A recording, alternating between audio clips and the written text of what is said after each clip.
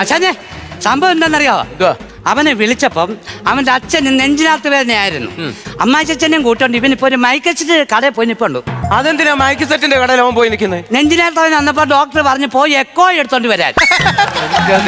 അതിന് mic set കടയിൽ പോയി നിൽക്കുക.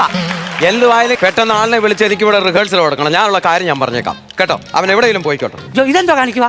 എടാ ഇതെന്തോന്ന് വെച്ചാൽ എനിക്ക് ഭയങ്കര 2 ദിവസം കൊണ്ട് ഭയങ്കര ഗ്യാസ്. അതിന് അപ്പൊ ഞാൻ ഗ്യാസ് ഉള്ള ഒരു സോഡ വാങ്ങിച്ചു. അപ്പൊ അതിന്റെ അകത്ത് മുടിഞ്ഞ ഗ്യാസ്. അതിനിപ്പോ എന്തോ ചെയ്തത്? ഞാനിപ്പം ജലൂസിന്റെ ഗുളിക ഇട്ടിട്ട് ഇതിന്റെ ഗ്യാസ് മാറ്റിയിട്ട് എനിക്കിത് കുടിക്കണം.